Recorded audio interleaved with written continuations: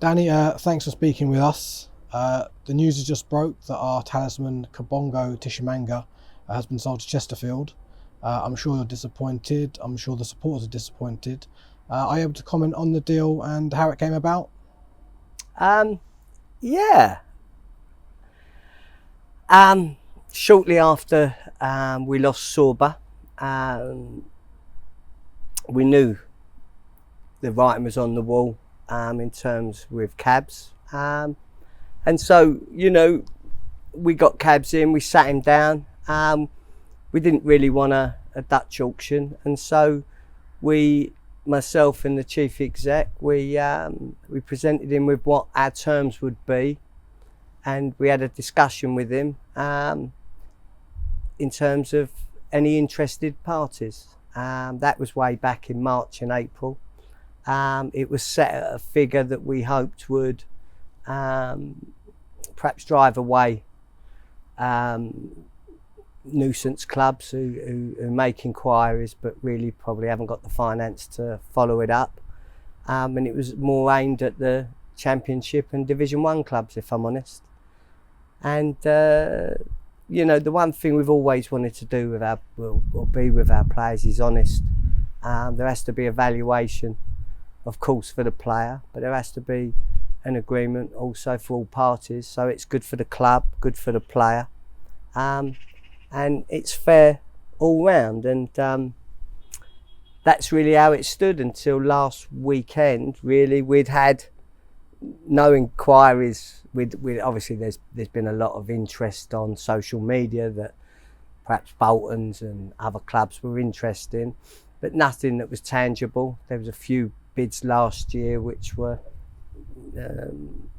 nowhere near our valuation, and as I say, and then out the blue, we received an inquiry from Chesterfield, and we explained, he's not for sale at this stage, and unless there was a certain fee agreed that would trigger, cabs, the agreed figure that we had with cabs, then we weren't interested. And that club came in with a bid that was nowhere near what we expected. It upped the bid again on the Saturday. Again, wasn't anywhere near what we was wanting. In all fairness to their manager, James Rowe, he was like a dog with a bone. He wouldn't let go. And again, this went on really until quite late Monday evening, where we called cabs in on the Monday after training. Luke said he trained ever so well. We explained we didn't want him to go, but at that point, the fee, the agreed fee between player and club, had been matched, and I don't want to be a club that's I think your word's got to mean something, and so again, we put it to cabs that just as we'd promised in March and April, that if that figure had been matched, then it would activate it to a point where it become cabs' decision. That's what happened. Cabs declared an interest that he wanted to talk to the buying club, and I then left it to the chief exec and their chief exec to agree add-ons and find a way which might be suitable for all parties, but also explaining to Cabby we didn't want him to go. We were very, very happy to offer him a better deal to try and keep him. But when you're at that stage, trust me, contact would have already been made with the intermediaries and the agents, and so it was really a case of doing what was best for the football club and getting the right deal that would allow us to keep moving forward, and that's really where we sit at the moment. It's an undisclosed fee, but it obviously represents a good deal for the club. Are you slightly surprised it wasn't a higher club that came calling for him? I'm amazed at the fee. I'm amazed it was a club from the National League, I suppose. I mean, you know, the fee that we'd set was really perhaps a top Div 1 or a Championship club, but that also shows you the ambition of the Chesterfield manager, and also the faith Chesterfield have in his judgment. So for people my age, they'll remember Chesterfield being in the semi-finals of the FA Cup, you know, against Man United and John Duncan, and you know, and Chesterfield are a big club. The fact they're in the National League is neither here nor there. You know, when you look at your Stockports and you look at your Notts Counters, you look at Wrexham, and you know, and you just look around, and as I say, that's going to be a bum fight up there. You know, on who goes up this year, and everybody who's throwing money at it this year, it's going to be a tough one. You can see what Stockport are doing. You know where Notts County are. You know, Wrexham have got the Hollywood factor. That's arrived. And clubs like Chesterfield fancy themselves. And they've got the backing, it seems, to really challenge. And in all fairness, we're not at that level. As I've said before, you know, where Cabs wants to play in front of maybe 6,000, you're not really going to get that here at Meadow Park. You know, you can see behind me, you've got a fantastic North Bank to view the game. You've got a Premier League pitch. We've got a good infrastructure.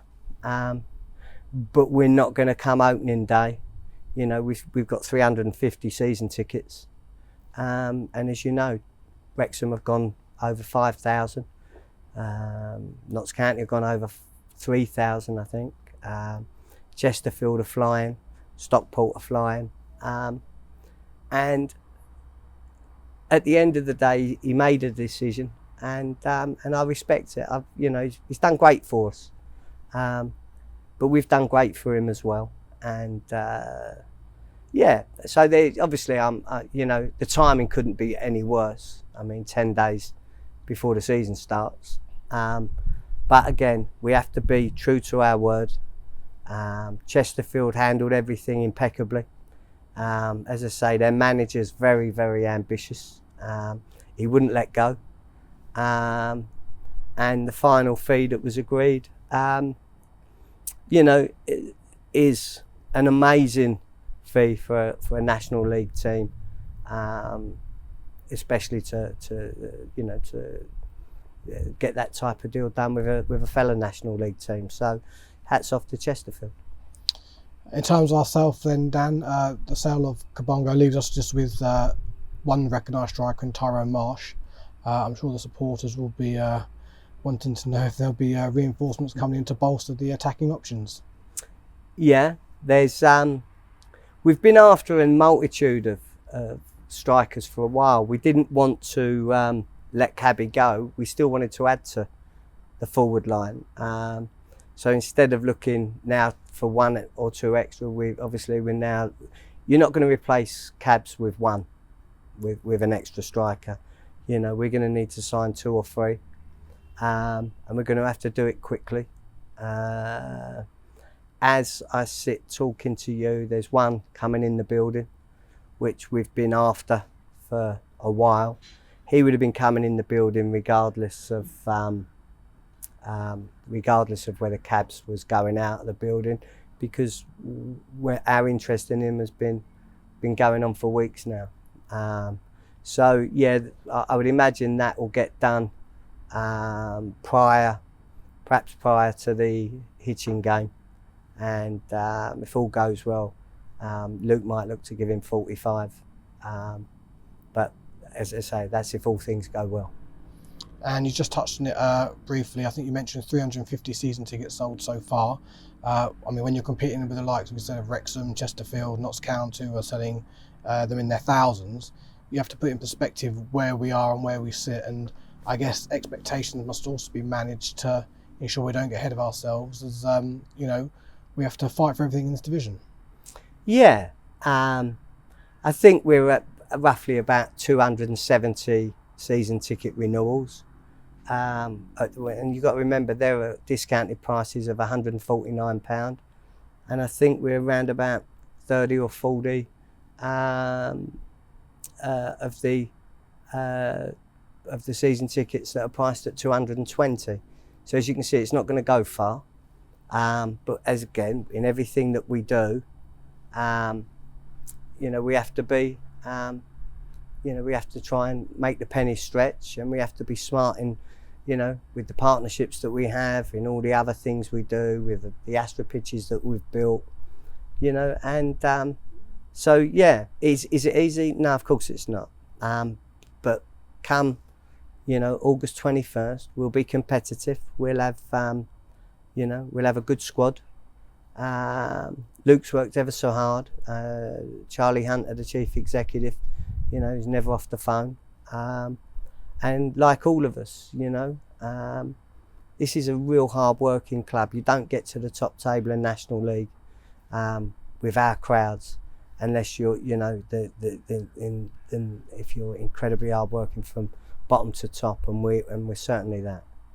And you mentioned that there, August the 21st, the league encounter starts with a trip to Weymouth.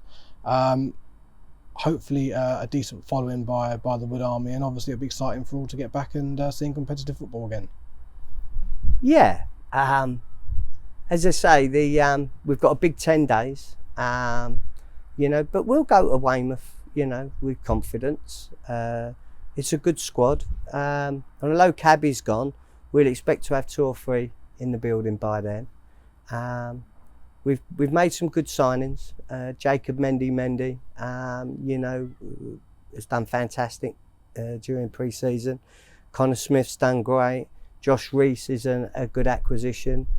Frankie Raymond has done great.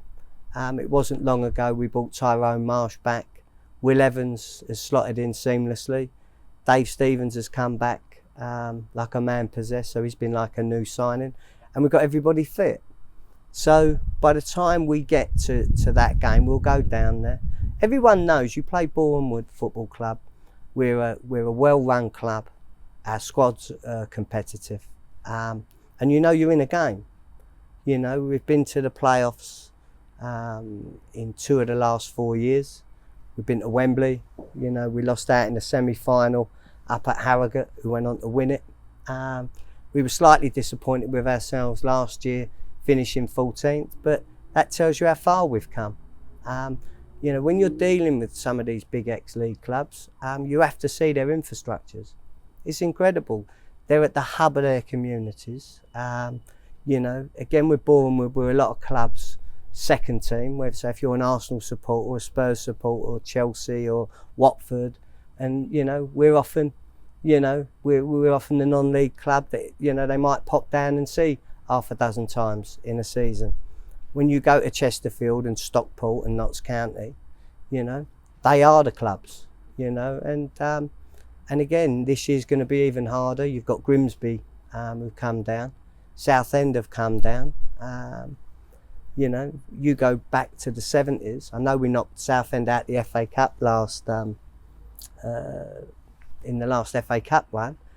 But I remember going down there in the 70s as a supporter when it was our first ever trip to the first round of the FA Cup, and we lost at Rootsall. I'm going back 3-0. I think it was 3-0. And we were right in it with 10 minutes to go. So if you look at it, they were probably 6-7 divisions above us back then. And we're in the same division. So again, the progress we make here year on year, I'm proud of.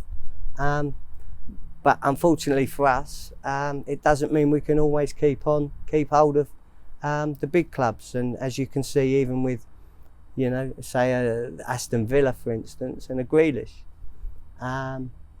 you can't say Villa aren't a big club, but when Man City comes calling and Pep, and 100 million's put on the table, money talks. And the money that was put on the table on this occasion, it triggered the agreement we had with Cabs, and I'm delighted for him, really. you know, everything was done properly. You know, his representatives were absolutely fine. Chesterfield were very gracious, even though we wanted them to leave us alone. They kept going until they got their man. And as I say, in James Rowe, he was like a dog with a bone, and you've got to applaud that. And you know, other than when they play us, you know, I wish them all the luck in the world. Brilliant, Dan. Thanks for talking to us. No problem. Thank you.